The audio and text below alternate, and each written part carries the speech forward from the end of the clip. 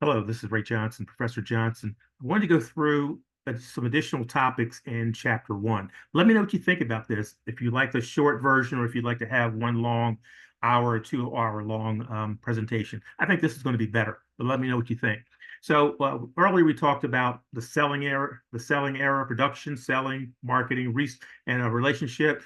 And now we're still in the process of morphing into some other ideas and other motives, if you will. And one is by Professor Kotler, who is a professor at Northwestern University, and he calls it Marketing 3.0.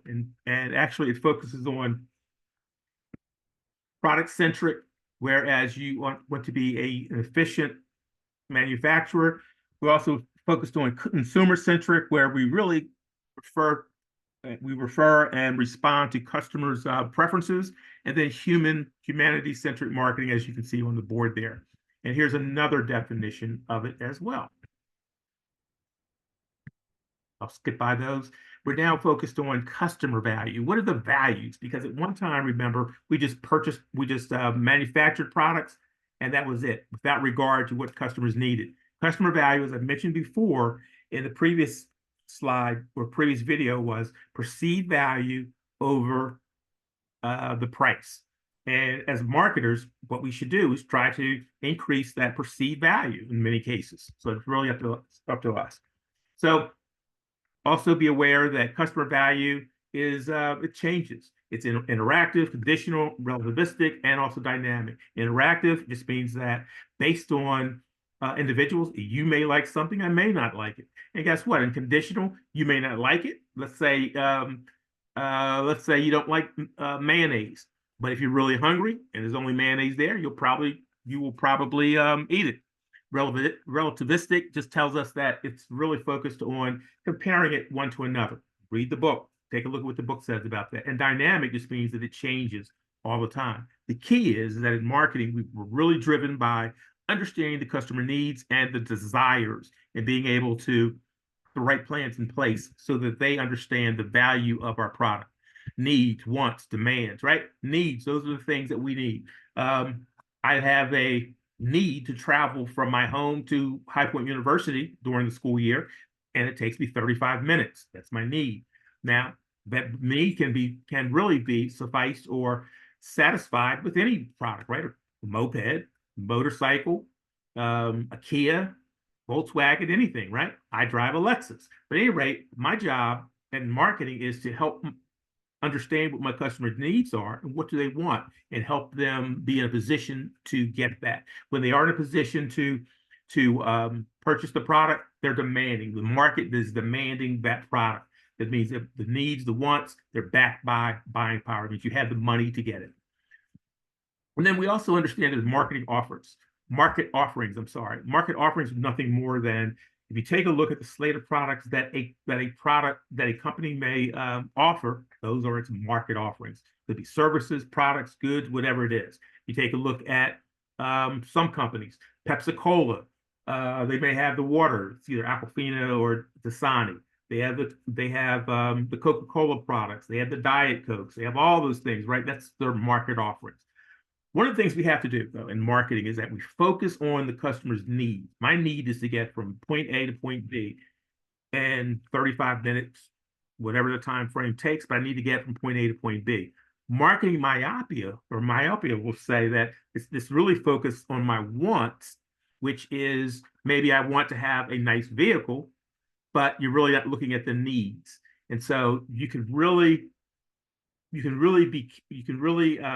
get off track by focusing on what the customer wants, but you have to understand and always focus on ensuring that you are satisfying the customer's underlying needs. It's critical that you do that. Then we have service dominant logic.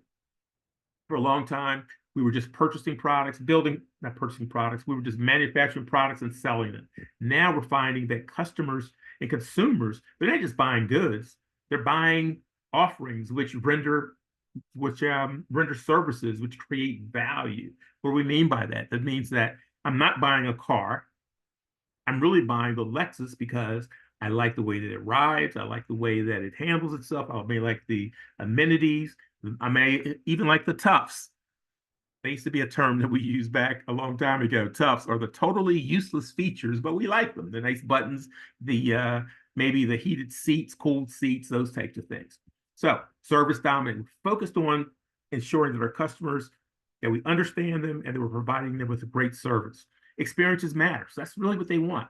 Customers want experiences that create value for them. I'd like to have that the Lexus as opposed to, because I find greater value in that than a Volkswagen. And there's nothing wrong with a Volkswagen. So we look at concepts of value and use, value co-creation. Value co-creation, now we want to be involved. My wife, this time last year, we were in London. And while in London, my wife, we stopped in a Nike store, the athletic store, and they actually would custom create sneakers for you. You take some Air Force Ones and custom design them to whatever you wanted. And some other products. Well, she wanted a custom made Nike product. And while we were there waiting, she was able to get that. She was satisfied. Nike's satisfied.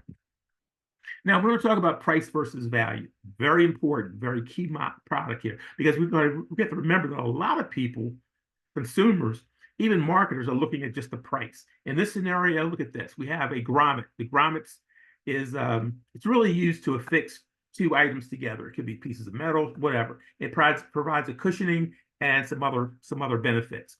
This is a high level example. High level. I'm not an engineer, but it's high level and it is accurate from a high level perspective. Engineers would probably take issue with my explanation. But again, this is for illustrative purposes only. So let's say that this shuttle was using these grommets and they were $242, right? $202.42 a piece. And let's say there's 100 of them used in this space shuttle. So what happens though, just be aware that there was a situation in 1986 where we had a disaster. The space shuttle Challenger, after launch, about 90 seconds after launch, exploded. Kids all around the world, parents, everyone all around the world was watching this, and we had that disaster occur. Why did it occur?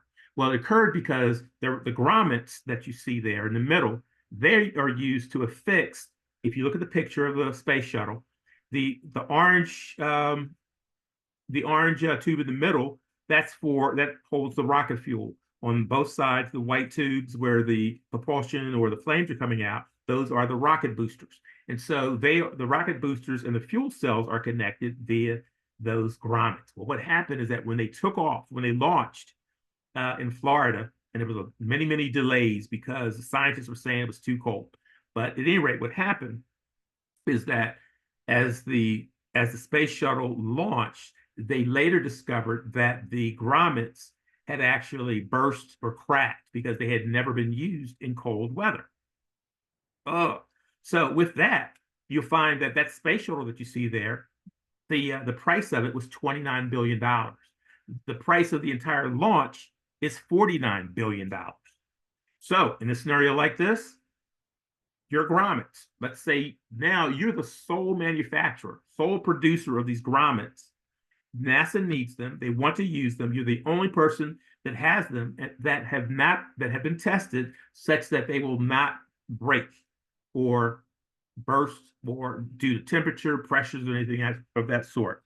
And so we lost $49 billion that day, and much more than that. There's a lot of goodwill and some other things that were lost that day as well, because kids were watching it, parents and everything as well. There was doubt placed into the NASA program as a result of that. There was shock as a result of that. So now you have a grommet that NASA wants, and your grommets can help them from not having another disaster like this. A disaster that's worth over 49, let's say $50 billion.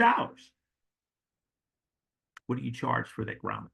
You are a monopoly. You're the only person in the entire world that sells a grommet that will work in this scenario. What do you sell it for? Some might say $5. Some may say $30. Well, the concept of a monopoly is that you can really charge just about anything you want. I would venture to say I might charge, if it was me, I might charge $1 million for each one. We're talking about a $49 billion potential loss. Our role is, and so price versus value. Another situation is if you take a look at a house, there's a guy in Atlanta named John Whelan's a builder down there, phenomenal builder. And so what happened though is that he may have the same exact house, the floor plan, same house, same builders, same construction workers, and same screws and everything else. But in one part of town, it may be worth $350,000. Another part of town, it may be worth $700,000. Location, location, location, right? So we look at that perceived value over the price, right? And so our job in marketing is to ensure that customers understand the perceived value of our products. So that's it. And then we have major forces impacting marketing. Just be aware that you have micro forces. You have forces like maybe your reseller or your customers. Those are all forces that are going to impact your sales. Perhaps it's you're going to look at your competitors. Obviously, they're going to have some impact on whatever you're going to sell this product for. I want you to also look at pestle. Look that up. Pestle is actually a number of items that are being used from a macro perspective. And pestle is really like political, environmental, it's legal, no, let's see, political, economical, social, technological, and then legal and environmental. So just be aware there's a lot of different factors that's impacting how we're going to sell and what are we going to sell. Also, there are notes in many of these slides that I placed there for you to provide additional input, additional guidance for you. Just take a look at that. So last thing, we have additional forces that are impacting our efforts. Number one, consumers' demand for participation. Today, we want to be online. If we had a meal that we don't like, we're going to go to Yelp.